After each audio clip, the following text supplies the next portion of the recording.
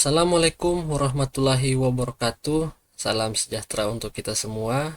Pada video kali ini saya akan menjelaskan atau memberikan panduan teknis mengenai cara melakukan pengunggahan dokumen maupun pemutakhiran data secara mandiri pada aplikasi MyASN. Panduan atau video ini disusun sebagai upaya untuk membantu seluruh ASN dalam meningkatkan kelengkapan arsip digitalnya pada dokumen manajemen sistem atau DMS. Berikut adalah tampilan layar utama dari aplikasi MyASN. Nah, di sini terlihat beberapa opsi ataupun menu-menunya ya.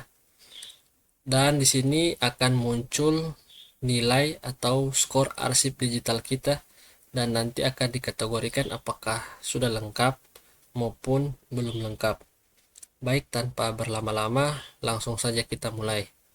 Yang pertama, kita klik bagian ini, yaitu update data.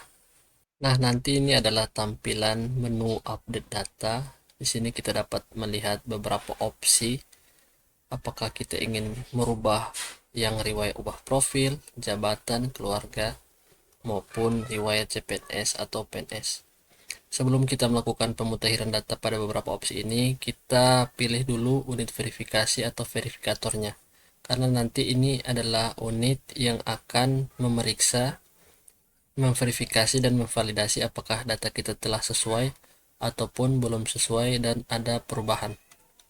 Nanti caranya tinggal kita klik ubah, lalu kita pilih saja di sini.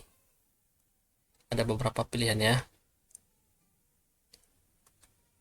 Lalu kita klik simpan. Ya. Setelah itu akan muncul notifikasi. Baik, yang pertama kita coba praktekkan untuk riwayat ubah profil. Kita klik saja. Nanti akan muncul tampilan seperti ini. Apabila ingin menambahkan foto profil, kita klik logo seperti ini. Lalu kita cari dokumennya.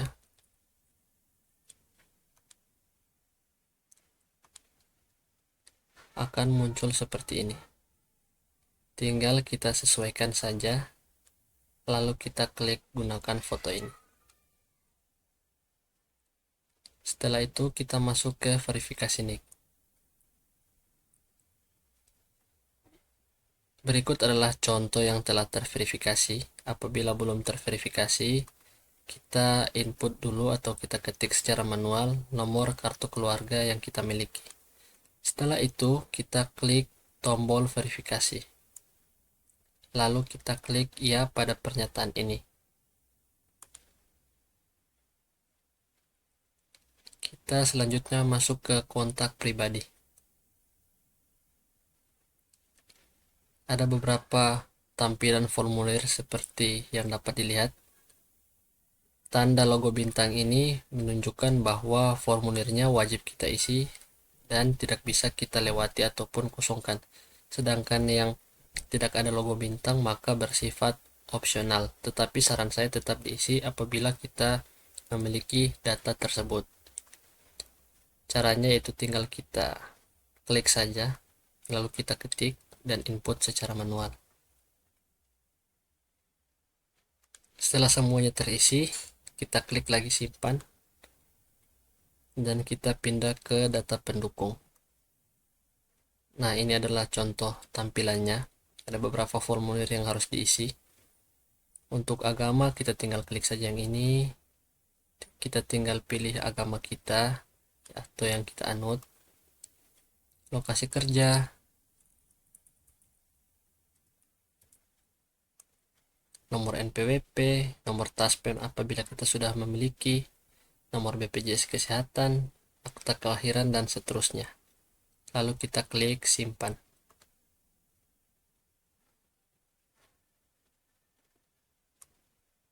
Oke, selanjutnya kita ke riwayat jabatan.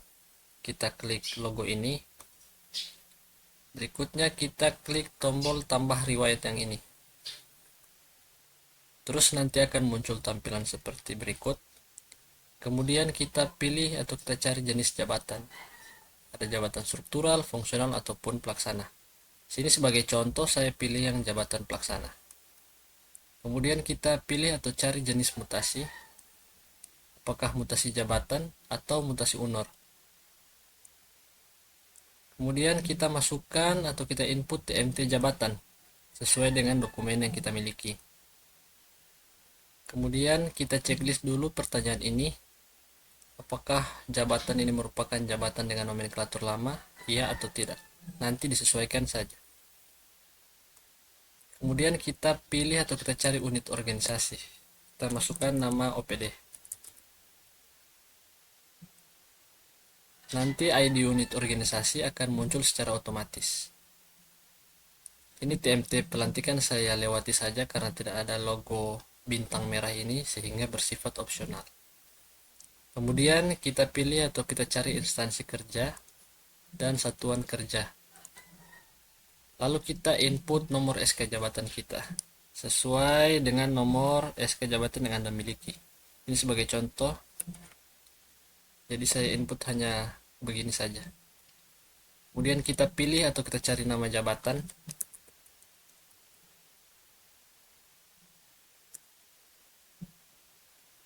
Kemudian kita masukkan atau kita input tanggal SK jabatan dan jenjang jabatan.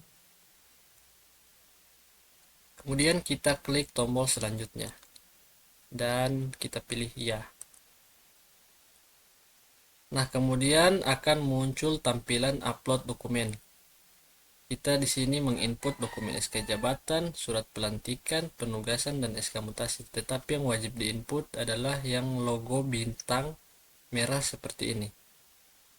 Yang lain bersifat opsional, tetapi saya sarankan apabila Anda miliki, nanti diinput juga di sini. Dengan format file yaitu PDF dan ukuran maksimum file 1 MB. Serta file harus jelas ya, tidak bisa blur agar bisa diperiksa. Kemudian cara uploadnya tinggal kita klik saja logo ini. Lalu kita pilih jabatan yang akan atau dokumen SK jabatan yang akan kita input.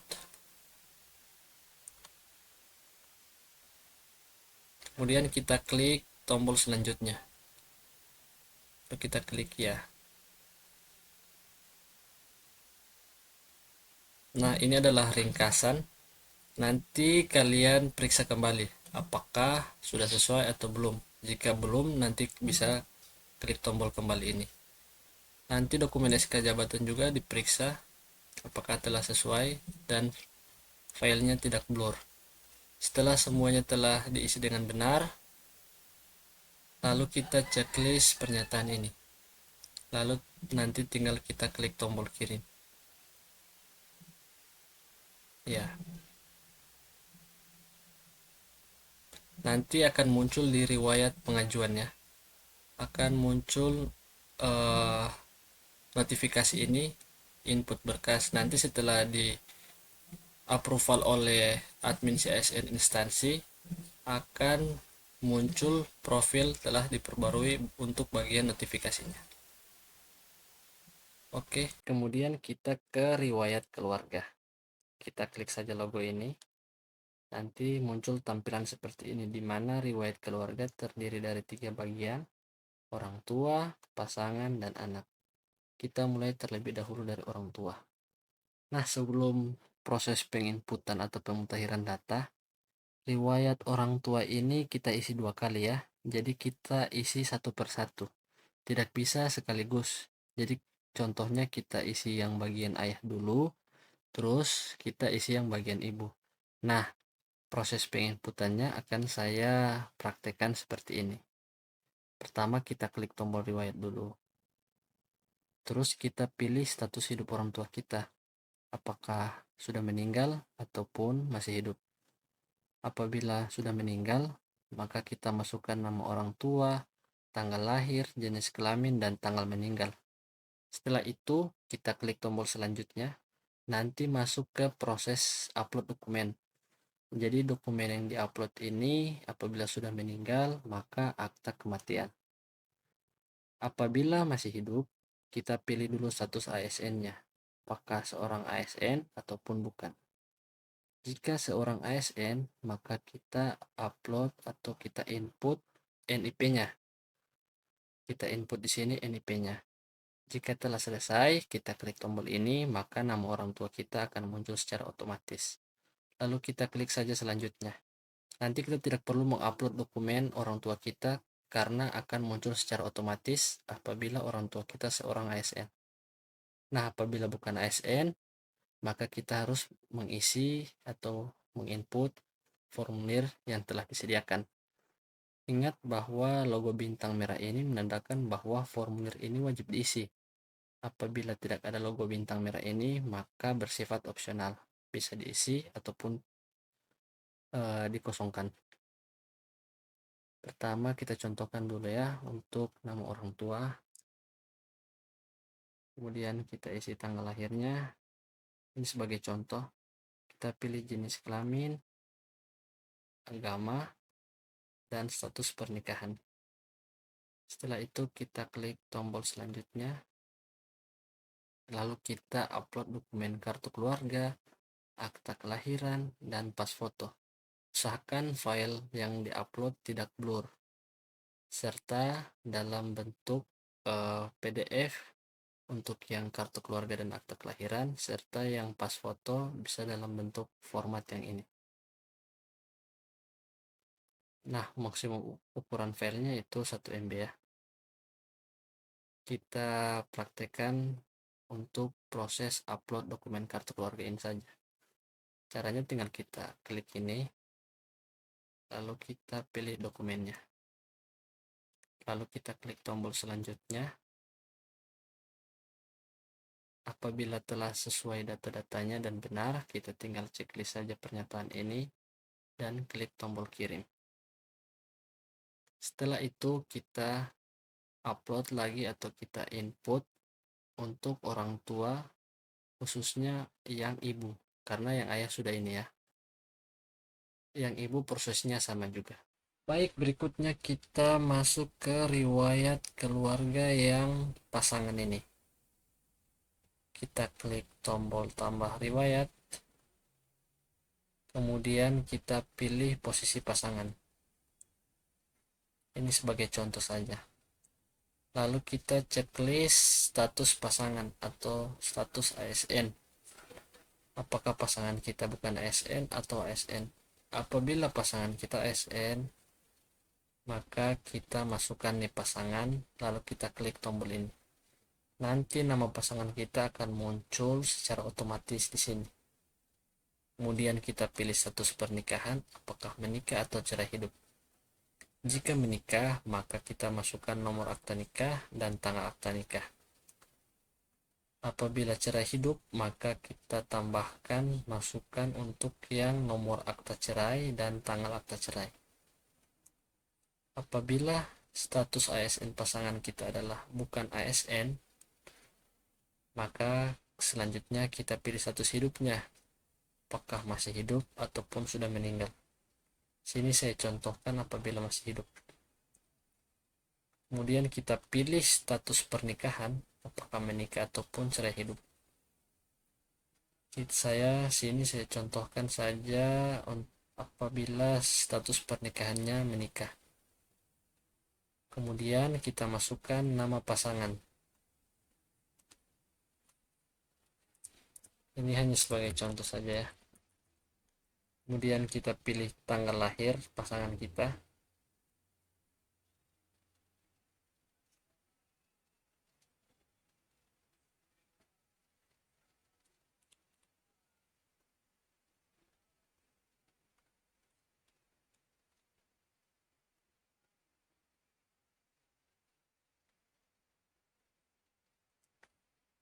Kita pilih agama pasangan kita.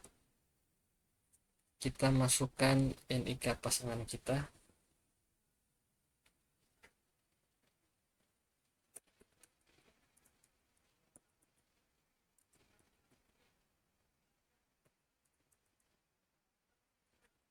Dan kita masukkan nomor kartu keluarga.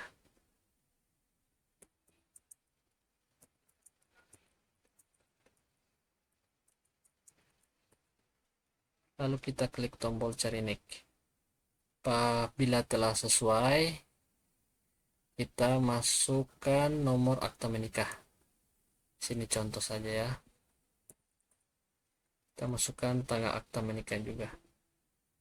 Untuk yang nomor HP, email, dan alamat ini opsional, bisa diisi bisa juga tidak.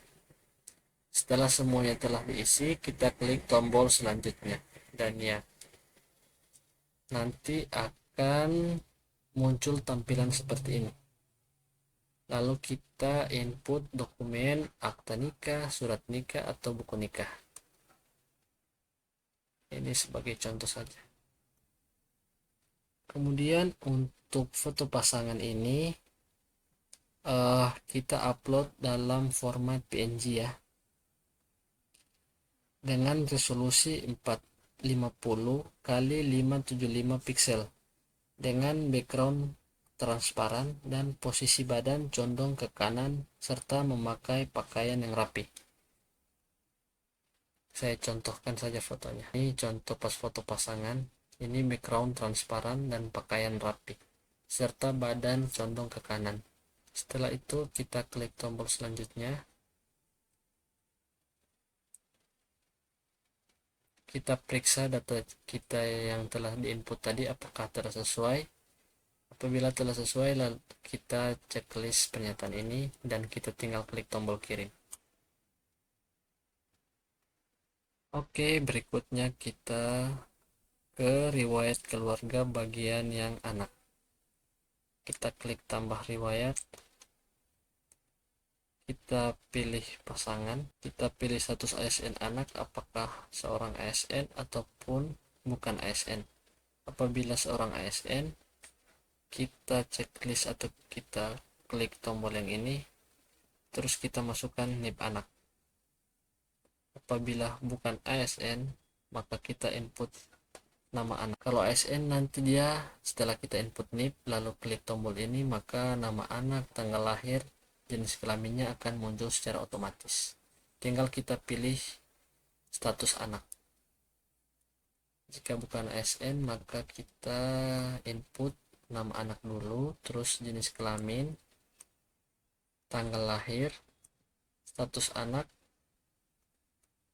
pilih jenis dokumen apakah KTP atau paspor. Sini sebagai contoh saya pilih KTP saja. Nomor identitas, agama, status hidup apakah masih hidup ataupun sudah meninggal. Jika sudah meninggal, nanti kita input akta meninggalnya. Jika masih hidup, kita input nomor akta kelahirannya. Kemudian kita pilih status pernikahan dari anak, ini opsional. Kita pilih status pernikahan apakah sudah menikah, cerai hidup, cerai mati, atau belum kawin. Dia setelah ini semua selesai, kita klik tombol selanjutnya. Nah, nanti di sini ada dua dokumen yang harus kita input, yaitu akta kelahiran anak maupun pas foto anak.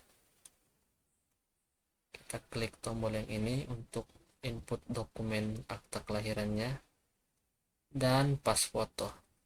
Kita masukkan pas foto anak ukuran 3x4 dengan pakaian bebas rapi dan maksimum filenya adalah 1 MB. Contohnya seperti ini saja, pas foto anak. Contohnya seperti ini. Pakaian rapi dan format 3x4. Setelah itu kita klik selanjutnya. Jika data-data kita telah benar dan sesuai, kita checklist pernyataan ini dan tinggal kita klik tombol kirim.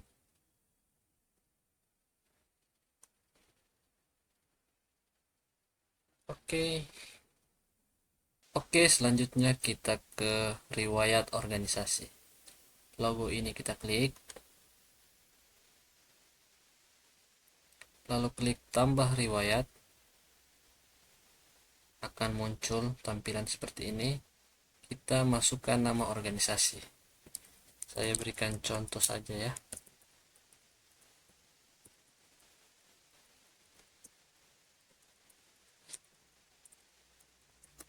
Ini hanya sebagai contoh saja. Setelah itu kita masukkan jabatan dalam organisasi. Masukkan nomor keanggotaan. Masukkan tanggal bergabung dan tanggal selesai. Setelah itu kita klik selanjutnya. Kemudian kita input atau upload dokumen SK organisasi. Kita klik di sini, lalu kita upload dokumen kita. Habis itu kita klik selanjutnya. Ya. Setelah itu kita periksa apakah sudah sesuai atau belum. Periksa juga dokumennya. Lalu kita checklist pernyataan ini.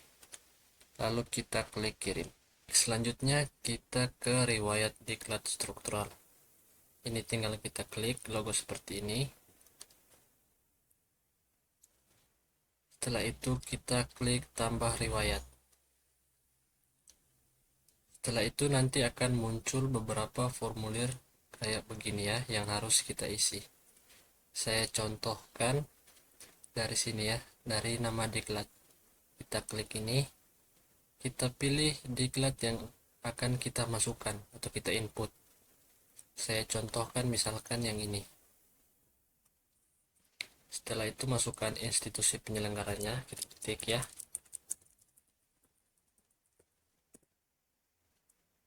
Setelah itu masukkan nomor sertifikat sesuai dengan dokumen sertifikat diklat yang Anda miliki.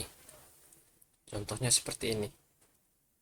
Pilih atau masukkan tahun diklat, tanggal mulai diklat, ini sebagai contoh saja, tanggal selesai pelaksanaan diklatnya, durasi diklatnya dalam bentuk berapa jam. Setelah itu kita pilih rumpun diklatnya. Ini tinggal kita scroll ke bawah aja, tinggal kita cari. Setelah itu kita klik selanjutnya. Ya. Nah, nanti setelah itu akan muncul tampilan seperti ini untuk memasukkan dokumen sertifikat diklat.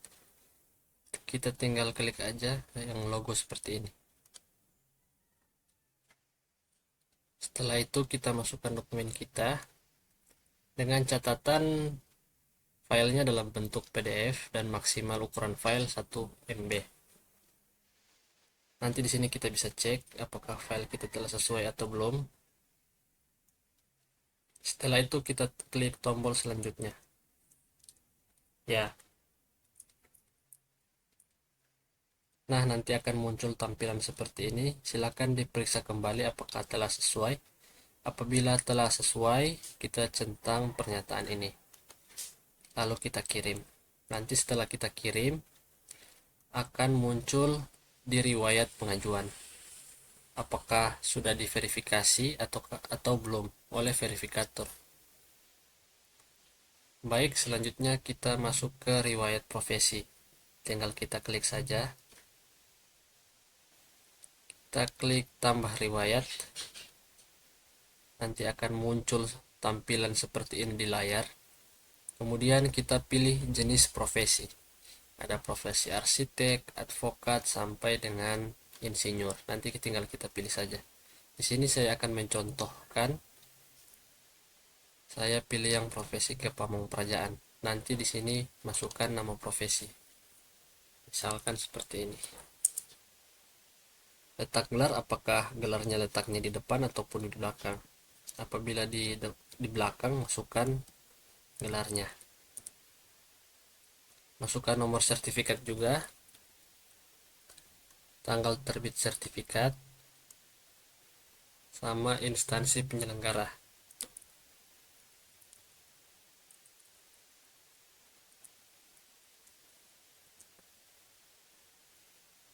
Masukkan klasifikasi profesi.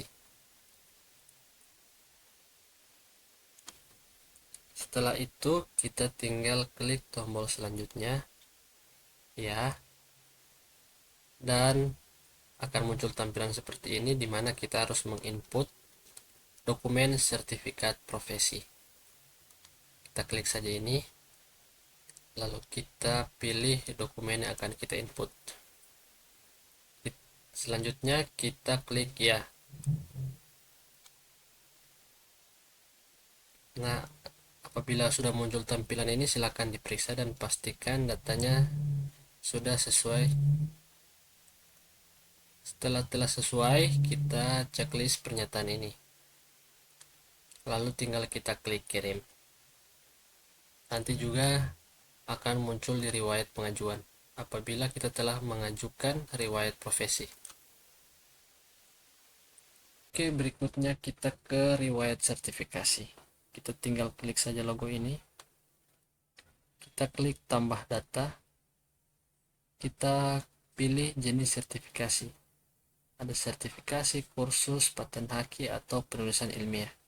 Sini saya akan mencontohkan tata cara pengisiannya. Sini saya pilih saja yang sertifikasi ya. Ini hanya sebagai contoh saja. Kemudian pilih klasifikasi sertifikasi.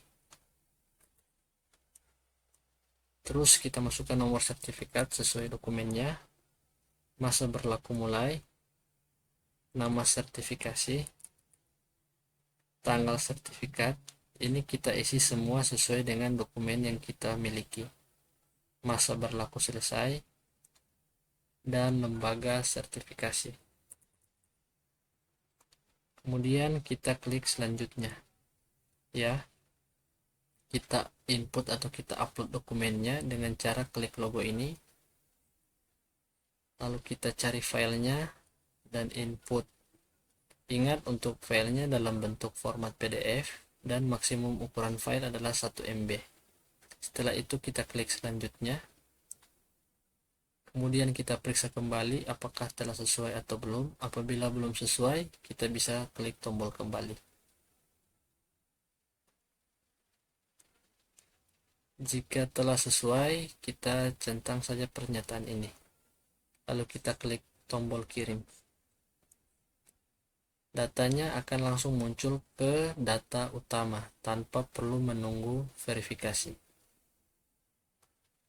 Selanjutnya kita ke riwayat penghargaan. Kita klik saja. Kita klik tambah data.